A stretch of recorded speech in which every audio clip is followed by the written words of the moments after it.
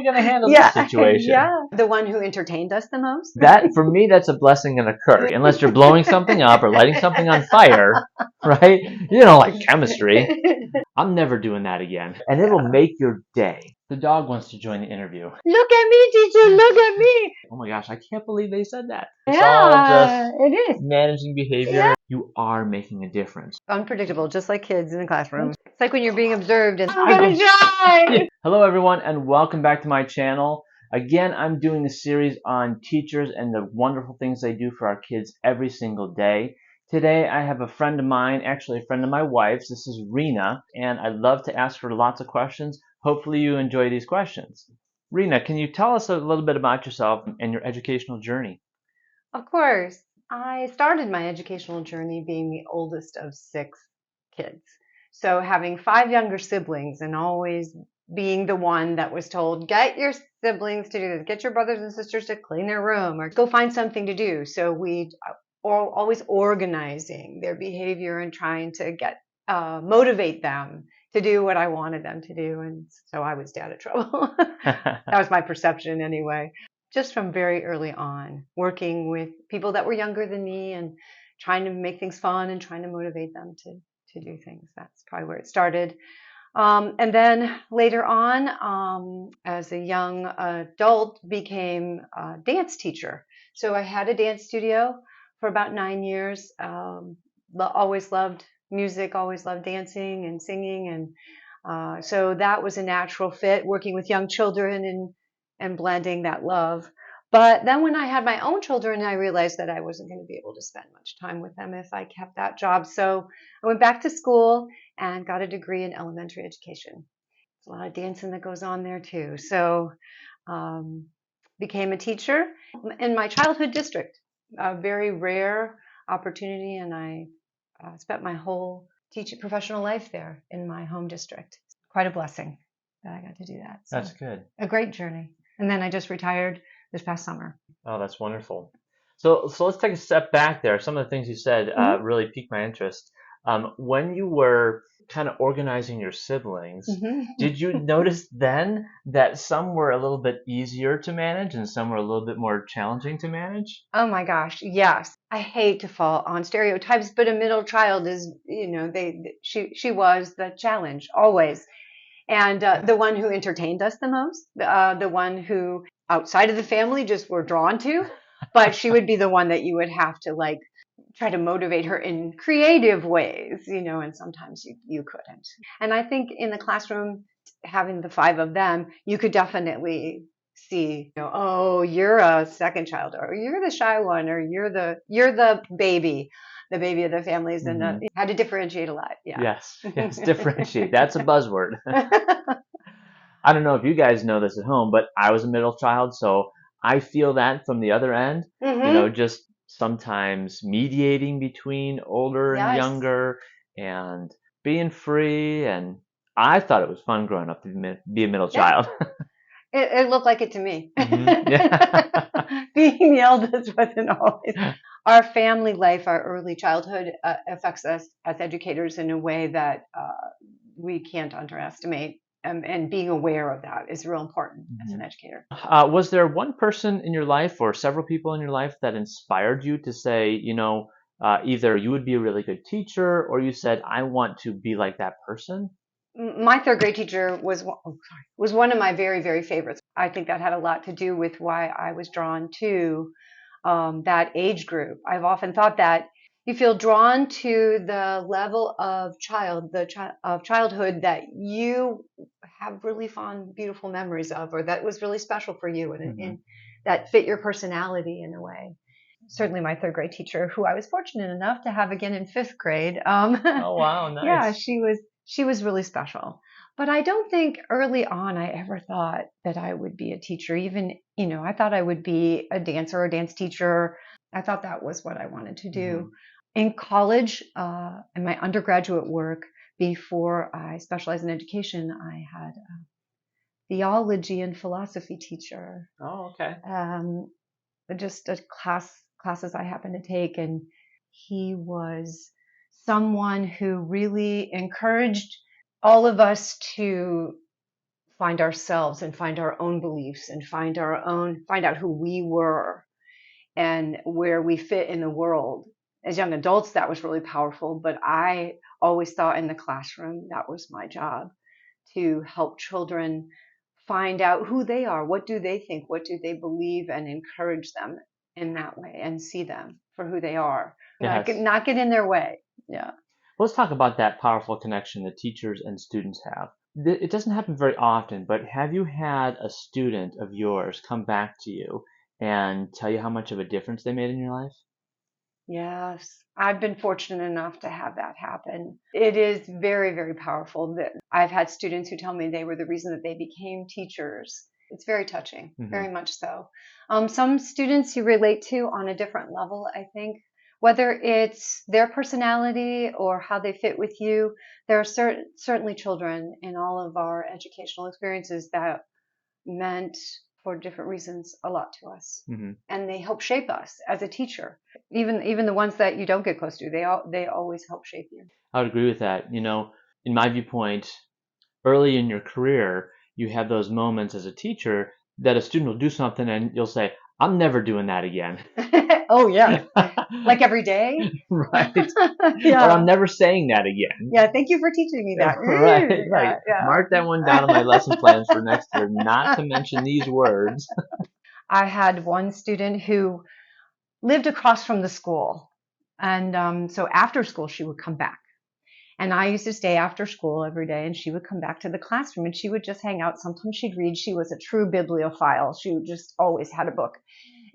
So I think that either no one was at home or people were busy. So she would just come back, and I never minded.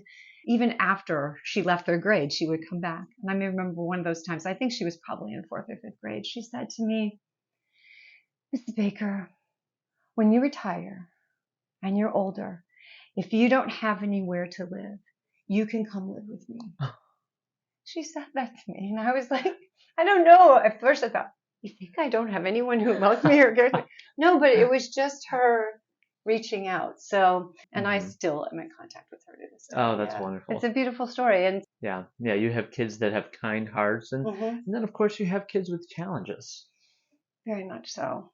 Very much so. And I think that they become important to you in ways beyond those kids that are you just are fond of, and they become the ones that you lose sleep over, the ones that after the school year is over you pray for, you hope they're okay, and in most cases they are. You were just a part of a tough time or a part of their growth. I learned as a teacher never to sell a kid short.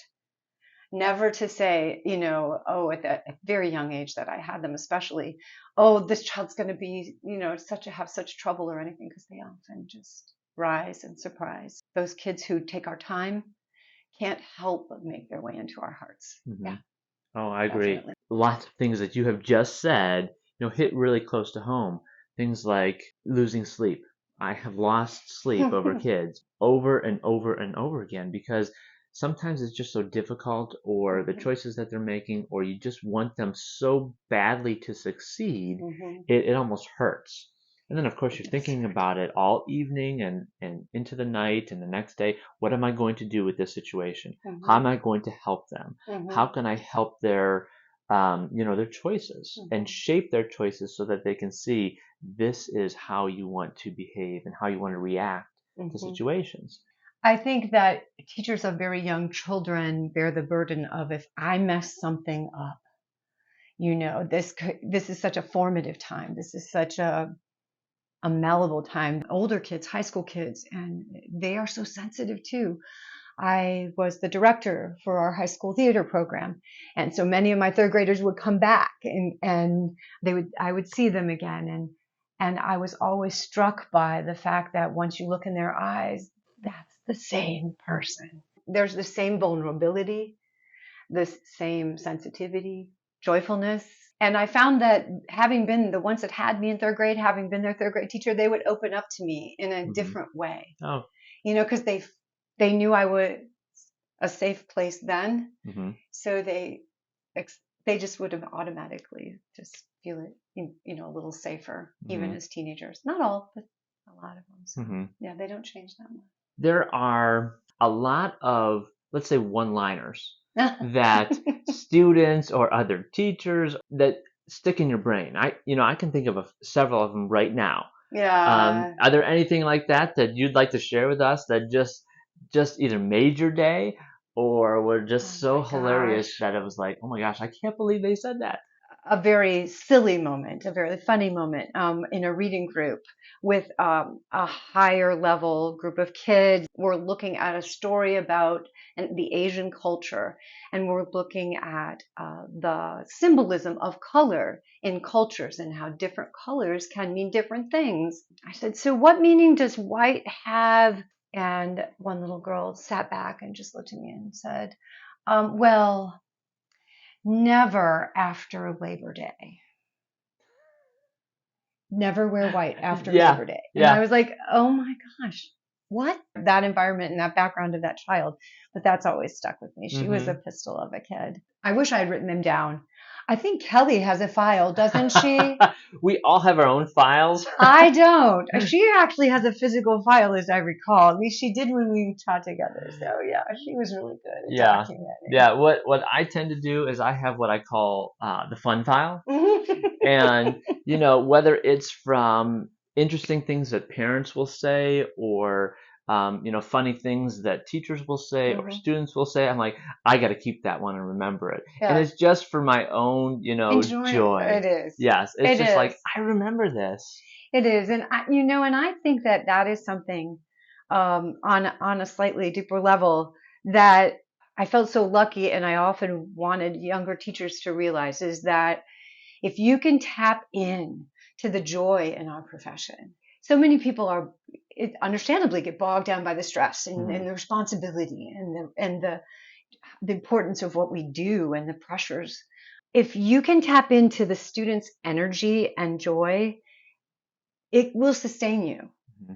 And now that I'm retired, that is the one thing I'm trying to replace because that is powerful source of, I don't know, it's like a Energy. drug. Yeah, Yeah. you just all that positivity, and but you can miss it if you aren't careful, Hmm. and it's easy to let all those other moments drag you down. Oh yeah. I remember a moment in class where I don't even remember the comment. I wish I had, but it wouldn't be that funny in years later. But a little boy said something, and then I started to laugh, and then another one started to laugh, and literally it was 5 minutes or more of just and just feeding off each other's laughter, Hmm.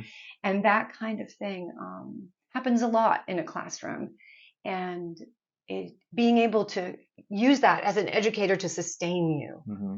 through the tough times, through the harder times is real. It's so important. Yeah. And that truly is a skill Yeah, too. it A is. skill that you learn all those moments, all those Yeah. teachable moments in trying to take what happens in the classroom and use it positively. I think most of what we worry about as educators, most of the things that tend to take our minutes and our time are really not the things that will stick with you later or the things that stay with children. The kids remember always what they did with you and the laughter and the things that they created and the moments that to us seem almost like, oh, this is going to get me off schedule, and I'm not going to get through this lesson. Those are the most important lessons and a lot of times, and being able to discern and let go, it's a life teaching moment Hmm. rather than just a math or science or Hmm. whatever. Yeah. Okay, we talked a lot about those touching moments that happen in classroom, and you've touched a little bit on trying to focus on the positive and trying to discuss things that happen that make your day. But very often, there are times that are very frustrating in the classroom. What would you say is one of your most frustrating behaviors that students exhibit in the classroom? Annoying is a word I wouldn't use. I think I was able, maybe it was the five siblings, to ignore most annoying Hmm. behaviors. Other kids would have less tolerance of that than I seem to, but what would get in my way or would bother me are the kids that were hurting and angry. Children that would come into the classroom looking for a fight And they do, even at 8 or 9 years old. Mm-hmm. It's not necessarily their fault, but they come in not trusting you, looking to hurt because they're hurting. And so knowing that I have to still do the curriculum with a child that really just needs me to sit down and talk to them or play with them or hug them, that's the most annoying. That would, I guess, bother me the most. And knowing that there probably wasn't anything that I could do in that moment or anything really effective. Yeah.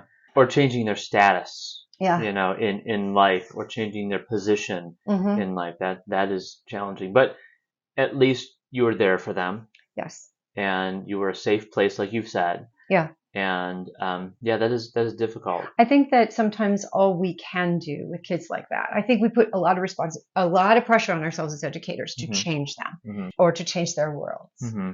In most cases, we can't. But what we can do is not make it worse. And to be somebody who try to keep them safe. That's the biggest thing. Keep them safe from themselves. Keep other kids safe from them, so that it doesn't become more of a problem. Sometimes that's really all we can do. It's deep and it's challenging. What do you wish that non-educators would know about the teaching profession? Oh, golly.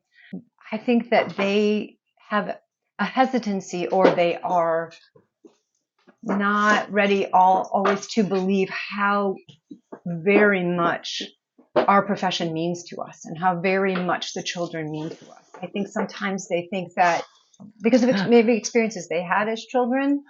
Okay. We got to pause here for a second. Oh, another baby. Got re-excited. This is the child who just needs me and says, look at me, teacher, look at me. And I'm going to disrupt the class until you do. That's right. It's all behavior, right? It's all just it is. managing behavior. Yeah, and if we can take a moment and say it's okay. And sometimes just let them have the floor. Sometimes I would just step back and let a child have the floor. Yes. Just do it. And then they would realize that they were done, and we would move on quietly. Yes. Without a confrontation. Right. Sometimes some kids take a lot longer to de-escalate that situation. Do. Yeah. And that takes a lot of patience. Right. You know, even on those days where where your patience is running thin, you still have to realize that you are there for the child. Right. Well, there were a couple years where I would be on the way into school just talking to myself and praying, to be quite honest. If there's a need, let me see it and let me know how to meet it. Because you feel so helpless some days with some children. There were some years where I put on armor. Just tagging on to what you were asking, what do I think that people should know about teachers is that we have hearts. And they're usually super big. Oh, yeah. And, but sometimes we have to put on armor, because I don't think 8 and 9-year-olds know they can hurt us, or teenagers or whatever, and they can. So to rise above that and to put yourself in the role of the adult in the room and try not to respond to everything, or anything, I've learned that sometimes doing nothing is really the right thing. And that's not in our DNA as teachers. No. We're meant to be problem fixers. We have to fix it. What I wish that non-educators knew about us, or even the parents that I taught, is that I truly, truly have your child's best interest at heart all the time, and that I work so hard, and that I do take it home, and that it does keep me awake at night, and that I am on your side. Almost all teachers are that way. I think sometimes personalities get in the way with adults, and they see you in a certain way, just to give you the benefit of the doubt that you became a teacher because you cared. Yeah, some of the things you said, I deal with every single day. Teachers who are frustrated with something that's going on in the classroom, or frustrated that they can't get through to a student, or they can't break that barrier. And from my perspective, being an administrator, sometimes I can see the gradual change that a student has over several years, and it's frustrating to some teachers when they can't see the immediate change. And what I try to tell them is, you are making a difference. Yes. You are. It may be so subtle and so brief that you don't realize it, but whether their behavior or their choices or their academics are changing, and you are changing them. And boy, but that is hard to be patient. It is, and sometimes you don't ever know, and that's what you have to believe as a teacher, that there are some times that you will never know, that you're just not coming down on that kid that day, or you're just a hand on a shoulder, or a good morning smile, or a compliment on their work, or any type of small support just ripples ahead.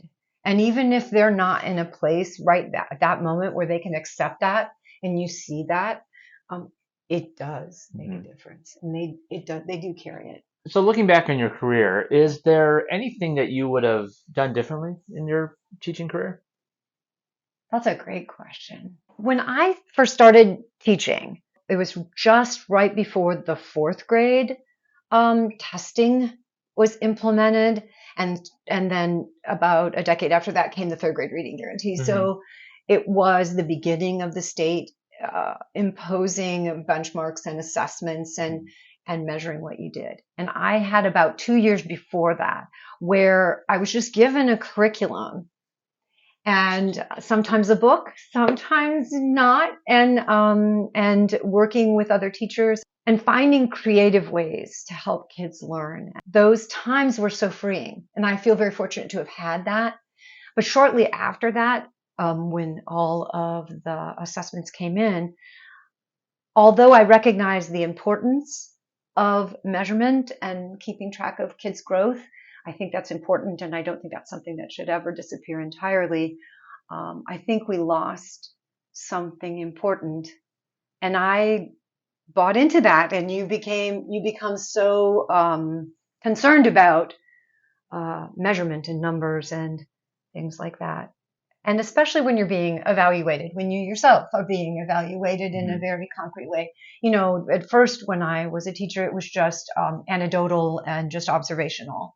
When it became very data driven, and I don't see education as a science, I see it as an art. So I'm more that bent.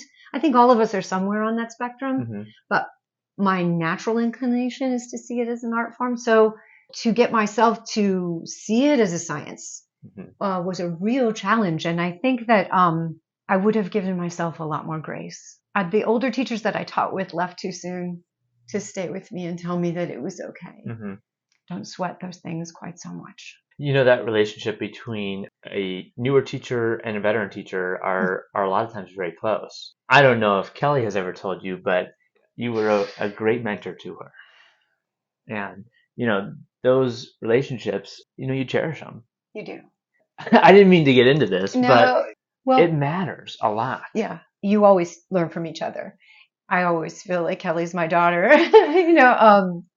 in very real concrete ways. I learned from her in so many ways. Like I immediately too. And I think that's something that older teachers need to let go of, the fact that they need to be the expert in the room on everything.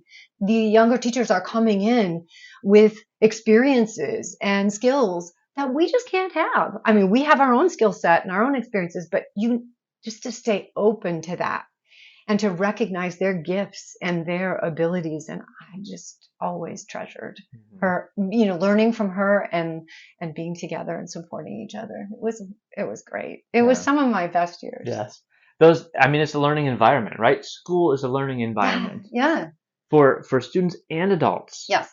You have new teachers with great ideas. Yes. But then you have veterans with great experience.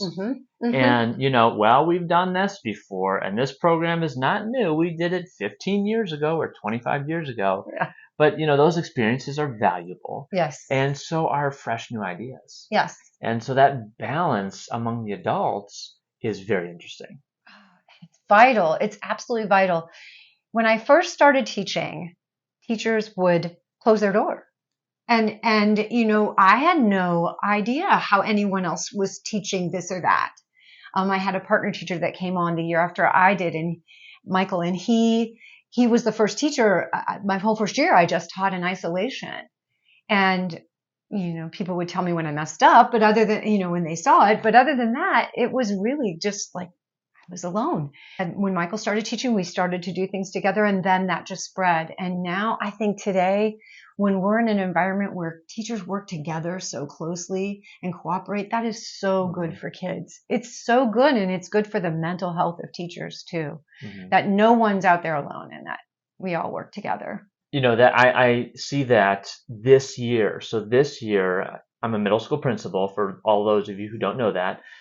We went from kind of the junior high model back to the teaming model. And a lot of wonderful things happen in teaming. But in teaming, you have, your 4 core teachers, sometimes an intervention specialist, that are all working together and have time to discuss kids and discuss strategies on working with kids and discuss life challenges for kids. And it really is a wonderful educational experience for those adults, because they finally get to talk about, well, what are you doing with this kid? Right. How are you making it work with this child? Or how are you making it work with this lesson? Yes. So, yes. We all have our strengths and differences. Of course. And I think sometimes teachers get threatened. They're afraid of being judged or, being found to be lacking. And that's so, that just doesn't happen. And in most cases, teachers are by nature just very open to anything, and they will be supportive of each other. And I would say it's easier to hear a suggestion from a colleague. Yes. Than it is an administrator. Very much right. So. Absolutely. If you can learn from a colleague as opposed to an administrator, that is key. Just like kids, if they can learn from each other rather than being, someone at the front of the room giving all the information, if they can find it together, it's invaluable. Yeah. You never think, okay, I finally got this, never as a teacher. No. And I always was amazed when I was first started teaching. There seemed to be teachers who felt that way, like, yes, I have it. I'm fine. You just leave me alone, and I'm doing the same thing for all these years. It's still working for me. And I thought, oh my gosh, I'll never be that way. I'll never get this. And the moment that you think you do, something trips you up. Yes. So, yeah. Yes. I very often have those conversations. Oh, that's a new one. Exactly. I've never had this situation before. How are we going to handle this situation? Yeah. And of course, in my profession, it's usually when the kid makes a poor choice. Of course. Yes. Yeah. And I just have to laugh because, boy, they are creative sometimes. Oh gosh. Yeah, way more so. I mean, you have to be sharp. You have to take care of yourself and your health and everything, because kids, you have to be at your best when you're with them. They do. They are so smart and clever. Oh, yes. Clever is a wonderful word. Inventive. We used to say in 3rd grade when we'd be around other people, we'd go, oh, that child is just so interesting. And that just said it all, Yes. Like, oh my God. Yeah. If I went into a classroom every day and every kid listened to everything I told them to do and they all just were, I would get bored so quick. Yeah. Those kids that, aside from the ones that were truly in pain, because that was never fun. But those other ones that are just little puzzles that you have to figure out, you know, and okay, let me try this. Right. They're with the joy of teaching, just trying to work with them now. Yeah. I mean, there's so many different things that happen in the classroom, and you just sit back and you laugh and you say, oh, okay, I'm going to have to strategize on how to, keep these 2 boys apart because they're best friends, and then all they do is talk, and all they do is want to, put hands on each other and tickle each other and throw things at each other. From that to, students who don't get along. Yeah. How do you deal with a situation where 2 students just don't get along? I know. Yeah. But they're in the same class. Yes. And they're not going anywhere. Yes. I think a lot of times, I think teachers forget when kids are really young that they can be a part of the solution to that, and saying, well, what do you think? And really having multiple conversations when there are issues like that. Aside from someone being safe, just like, well, that didn't work. So now what are you going to do? What are you going to do? And a lot of times they'll decide we just need time. We just need time away. We just need to work through this. And the next day they're best friends again. It's just amazing. Right.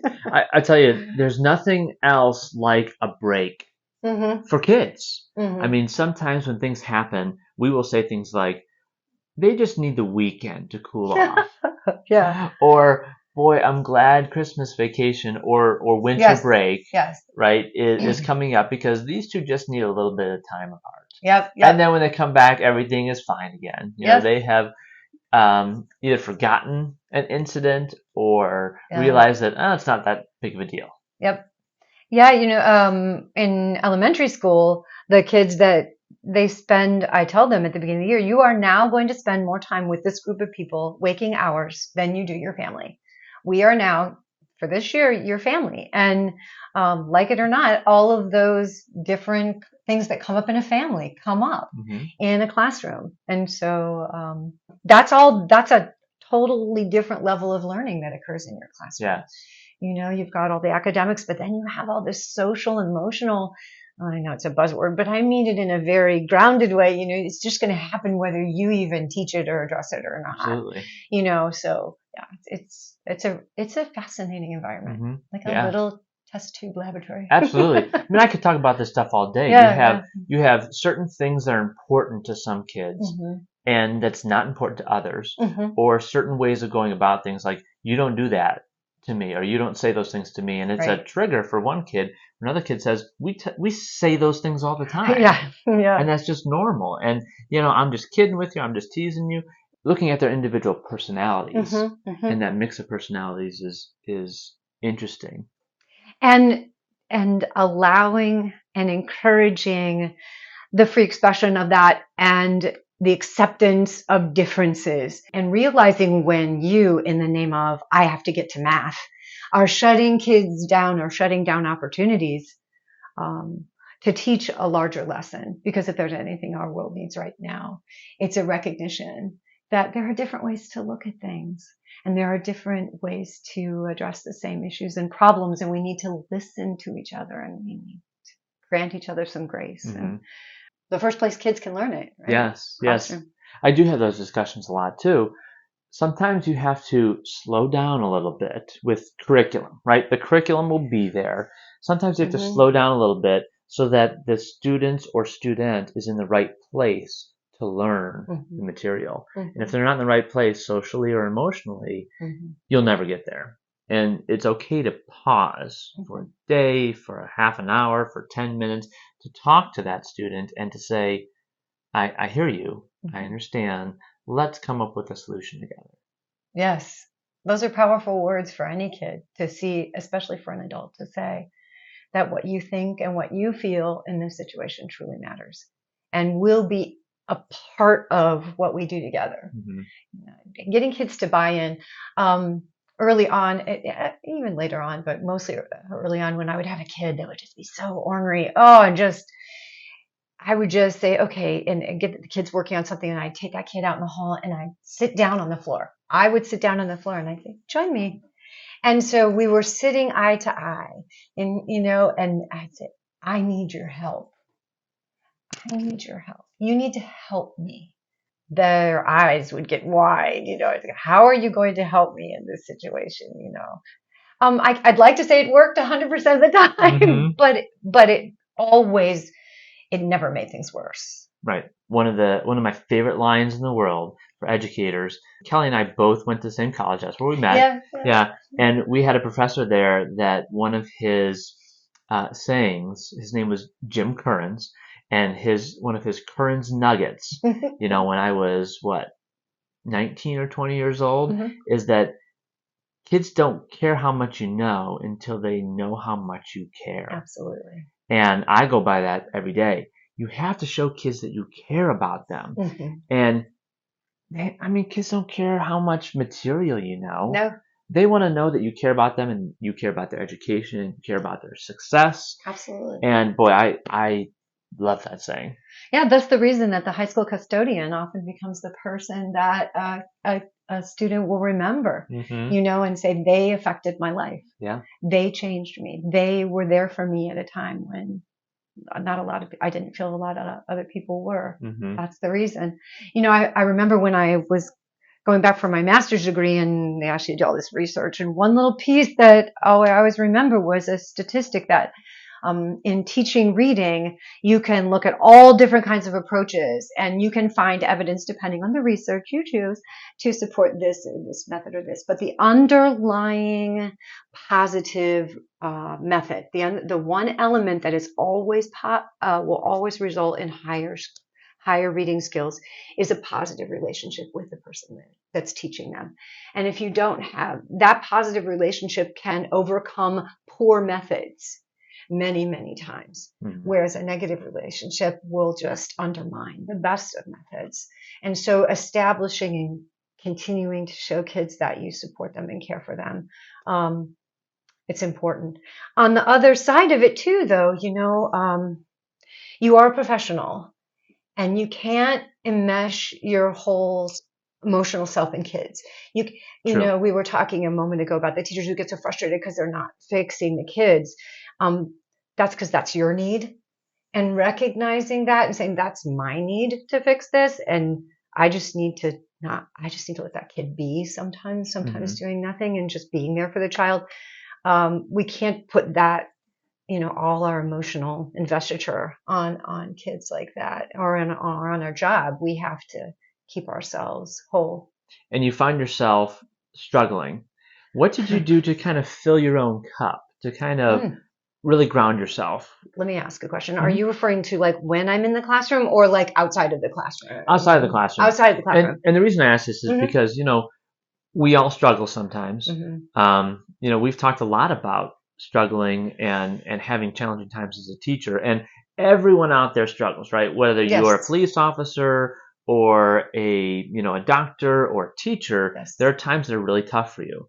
So my question is, what did you do outside the classroom that just kind of brought you joy?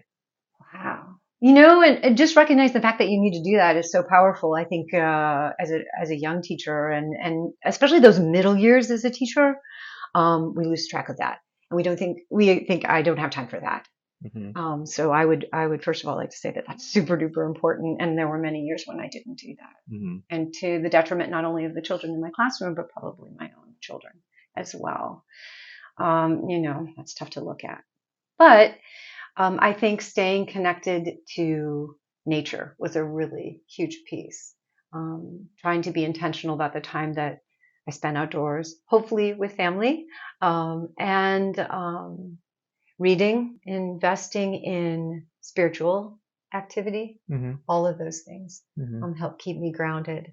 And finding opportunities, to play with kids, to actually play with them. Throw everything else aside, play with my own children at home, or play with the kid, find a different environment to be with kids and just enjoy that.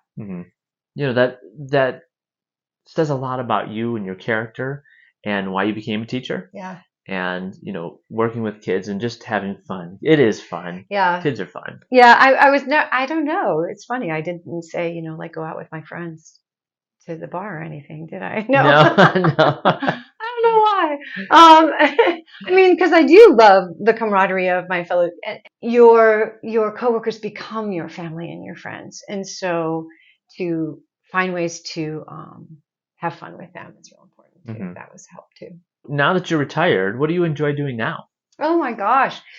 All of those things that used to frustrate me that I didn't have enough time for, mainly be with my family. So as an educator, and Kelly I know knows, that there are so many times, and she's finding ways as she's being a band parent now to just not neglect that. And now my daughter lives in Florida, and so for the last 10 years of my teaching career, I missed so many things with her and her young family because I just couldn't get away. And it was so hard to get away. They would happen during the school year. And now that freedom to just like, oh, my granddaughter's going to do this, I'll be there. Yes. Or my grandson's birthday, I'm going to be there now. And just to have that freedom to be with them and to be there for others in my family. Just to say to my brothers, hey, anybody need me to pick up their kids or whatever, and spending time with my nieces and nephews. I had 7 of my nieces and nephews in my 3rd grade class. Really? My district was tolerant, and they let me have them. I didn't have my own children, but I did have them all, and so it was very precious. So being able to maintain those relationships with family and friends, seeing friends more frequently or friends I haven't seen for forever, and just you've got time to reconnecting with people, I think, is just been such a special gift. Reading for pleasure, and, and not falling asleep after the Right. first page. Yeah, I can only get 1 or 2 pages I in. Kelly teases me all the time. She's like, "Oh, you're gonna read? You mean fall asleep?" I'm like, "No, I'm gonna read a whole chapter. I'll get a page in, out." I know exactly what you mean, and it would, but you'd try so hard. I've rediscovered the joy of the public library. Yes. And it's wonderful because they just let you take these books and you can just take more and more. For free? For And I could keep it free. for 3 weeks? Yeah. And Summit County got rid of their late fees, so it's like it doesn't matter. That, for me, that's a blessing and a curse. I know. But yeah, that's another real special joy. Mhm. That and being outside more. Just looking, instead of looking out my classroom window at this gorgeous, beautiful day, being able to go out and be in it. As an educator for years and years, you are always active in helping. That's what you do. You help, and your goal is to help to make things better. That's your goal. At the very least is don't mess it up. But you'd love to think that you were helping. Mm-hmm. And so now looking for new ways to help. Yeah. Well, I could sit here and talk all day about education and learn more about you. So I thank you. Thank you, Paul. Is there anything you'd like to ask me? So having been an educator and an administrator, what's the one thing that you miss the most about teaching? And what's the one thing that you discovered as a joy as an administrator? Yeah, people ask me that a lot. Mm-hmm. And what I miss the most about the classroom is making those connections with kids and seeing them grow. Seeing them grow academically and physically. I mean, sometimes, there's a lot of growth. I taught high school. I taught high school chemistry and biology. Just establishing that relationship with kids and seeing that light bulb, right? That's a big word, but you don't realize it until you actually see it in a kid. It's like, oh, they got it. The other thing I loved doing was finding out how a student learns. So, and as a 14 or 15-year-old kid, as a freshman in high school, most kids don't know how they learn. Whether it's reading something or drawing pictures or having an experience or doing a laboratory experiment, saying things out loud. So a lot of times when kids would struggle with chemistry, and no one likes chemistry unless you're blowing something up or lighting something on fire, right? You don't like chemistry. So I tried to make it fun, and that was enjoyable for me. Making something fun and figuring out, this is really tough. It's a tough subject. So how are you going to get past your struggles? Do we need to make flashcards? Do we need to, copy our notes? Do we need to draw pictures? There's the art in teaching. That's the creativity, and your theater background helps you with that, I am sure. Yes. That's the creative piece. Yeah. And when they finally figured out, oh, I get it now, that was wonderful. So I missed that a lot. Yeah. That is a great feeling. And your second question, what do I enjoy about being an administrator or principal?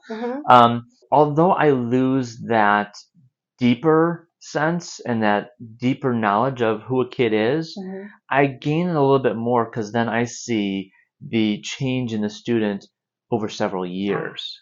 So I just don't see the growth in 9 months or 10 months inside a school year, but I see it from their 6th grade, 7th grade to 8th grade year. And when I was a high school principal, I saw a lot more growth between 9th and 12th grade. I bet. So that it's a wonderful thing to watch and see. Teachers, like a 6th grade teacher seeing an 8th grade student be promoted to the 9th grade, and they come back and they see them. They see a lot of growth too. Yeah. So, but they don't see it every day. Right. Because they've got their own class, they've got their own 6th graders to deal with. And to work with and to try and get them to succeed. Right. As I mentioned earlier, I haven't seen the kids again in the high school theater, but I always made it a point, like my last 15 years, to go to graduation.